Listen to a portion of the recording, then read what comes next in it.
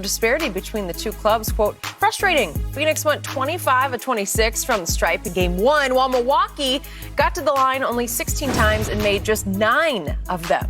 Chris Broussard still with us. Skip, I actually want to start with you here. How concerned should Milwaukee be about Phoenix getting a favorable whistle? Very concerned, but what I'm about to say has nothing to do with what happened in game one, when clearly the Bucks just didn't play hard enough or attack the rim hard enough to deserve any foul calls.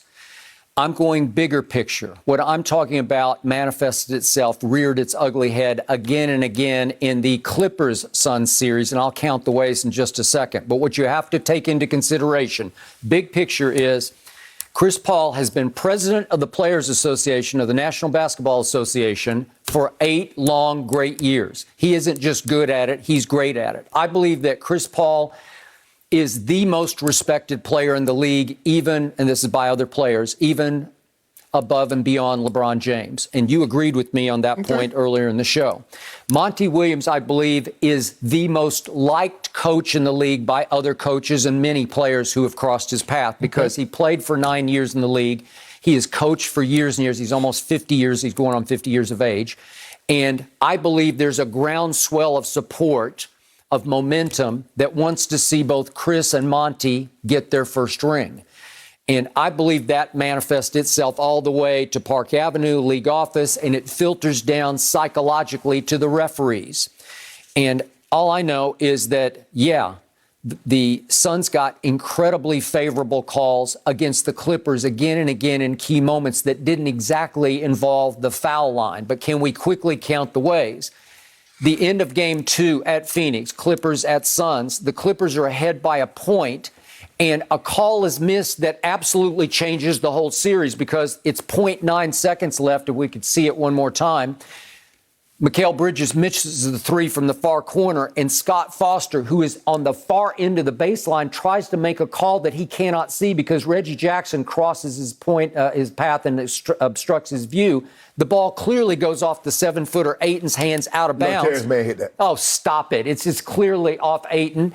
It goes out of bounds, and if you make the correct call and you reverse it, the game is flat out over, and it's 1-1 because 0.9 seconds, all you have to do is inbounds the ball and touch it, and the game's over, right?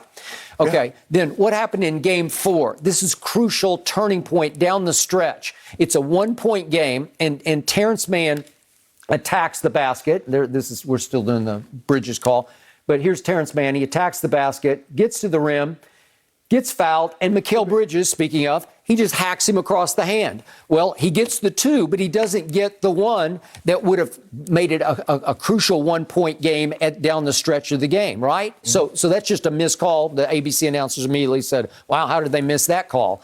And then with 8 seconds left, we have the campaign call. Batum hits the ball off Campaign's hands out of bounds, and they just completely missed the call. Batum's just in shock because it should have been Clippers ball, down only 1 point. And then, so we see that one. And then we've got, speaking of Chris Paul, the next play is the inbounds to Chris Paul. They anticipate the intentional foul, but there is none. Yeah, nobody touched him. And again, watch Pat Bev hit him in the face. Batum and Pat. Right there. He just rakes air. He rakes air. And even, again, the ABC announcer may have been on ESPN that night. They just said, wow, that's a phantom foul call. And Chris Paul flops and falls and travels with the ball. And the Clippers should have had that basketball down 1 with a chance with 7 seconds left. Well, the flopper fouled him. So he flopped. So it's call after crucial missed call after crucial missed call, which brings me to the head referee, Mark Davis, and I'm the biggest fan. He might be the best referee in basketball, but he's known to be very close and very friendly with Chris Paul. So who is the head ref for Game 6 at Staples? It was Mark Davis. Okay, I'm fine with that. That's a coincidence, Skip. Okay, well, how coincidental was this? We turn around, and who is the head ref for Game 1 at Phoenix? You never see this. Mark Davis was back as the head referee of that crew in Game 1. And again, Chris was fantastic in both games. Shot him, the Clippers, and then the Bucks out of the gym. Well, shouldn't he be the head? If you said he's the best in the game, shouldn't he start Game 1? Well, it's weird that you would get back-to-back games. And again, you're very friendly with Chris, and I think Chris is... Stop trying to call that man integrity in the question. Well, I'm just saying that he's it puts Chris in more of a comfort zone, a shooting comfort zone, when he knows somebody's going to have his back. Chris Broussard, you heard this man trying to do. He tried to impugn Mark Davis. No. Now, I think Mark Davis called bull jive on everybody. But, Skip, when you play as long as Chris Paul have, I would like to think, Chris, that he knows all the officials. Hell, I'm just watching the game, and I know Ed Malloy and Scott Foster and Bill Kennedy and Tony Brothers and Courtney Kirkland. Sure. And Kane Fitzgerald and Leon Wood. I know them all. Hell, I don't even play. I'm just watching. And Garber. So I know them all, Skip. So I know Chris Paul that plays them, that sees them at least 3 or 4 of these on a weekly basis. Are you friends with him? I know Sean Wright. I'm friends with Sean Wright. Okay. He the best official. I'm going on record. Sean Wright, my homeboy from the 8. He the best official in the NBA, and he need to get one of these finals. The one who knocked Trey Young out of the game? No, he didn't. That was all Trey Young. That was all Trey Young. Talk about a freak accident. But, Chris, they're complaining about free throws. Budenholzer need to complain about, you got a 6'11 guy. You got a 7'1 guy that you play like Dame Lillard. You let him hang around the three-point line. You got Chris Middleton, and Chris Middleton shoot threes or he pulls up. And Drew Holiday can't make anything. He's shooting 28% from the three, and he's shooting 42% from the field. Why are we fouling you? Giannis had 12 of your 16 free throw attempts. It is not the Suns' fault y'all can't make the opportunity that you did get. You couldn't make them. That's the difference. Devin Booker put his head down and says, I'm going to the rim. Chris Paul says, I'm trying to get to the basket also. DeAndre Ayton stays in his wheelhouse right here. That's my wheelhouse, the painted area.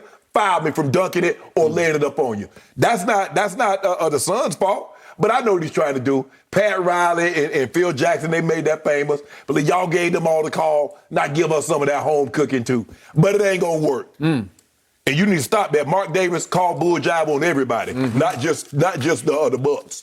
We'll see. I hope so. And Skip, you know this as well as anybody. There were those same complaints, allegations about Michael Jordan.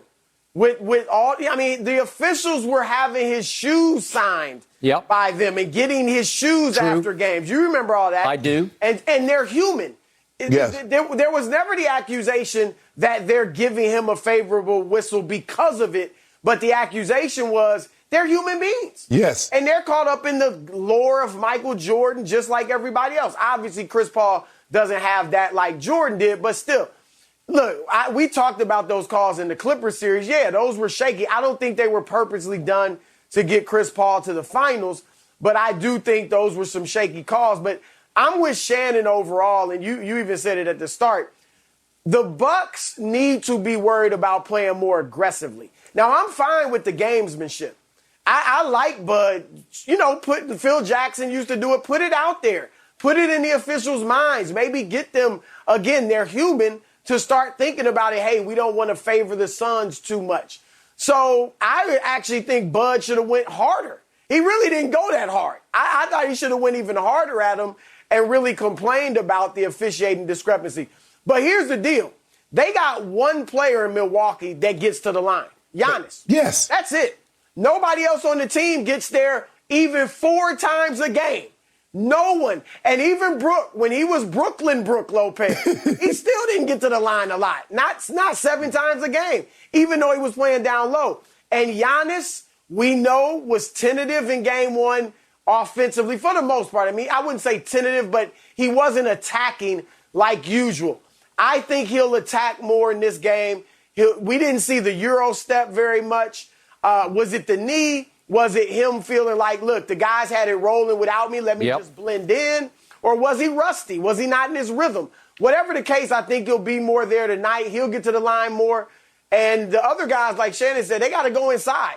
Stop shooting so many threes and go inside and use your size advantage, and maybe you'll draw some fouls. Chris Middleton had 26 shot attempts.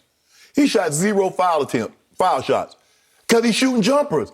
He's a mid-range shooter. He's not going to the basket. Skip Holiday, he's shooting jumpers. Middleton will go to the basket. He just didn't in game 1. Exactly. I saw that whole team. The body language was like flat. It was without any energy. They just didn't show up. That's what DeAndre Ayton will do to you. He demoralized you. Okay. And old closeout Chris. You saw closeout Chris. I didn't expect this, Chris Broussard. I didn't expect to see closeout Chris in game 1. And D Book Now, you think D-Book going to go 1 from 8 from 3? I do You not. think going to shoot 8 from 21 from the field? Okay, then. I got Suns big tonight. No, nobody listen to you. Because you already tried to do that reverse psychology, that reverse jinx. Okay, well, you want to... No, I don't want no part of this. I done got my 3 cases off. I'm going to give you 5.5. No. Well, you got your 3.5. You got 2 cases off me to reduce it down to 35 cases.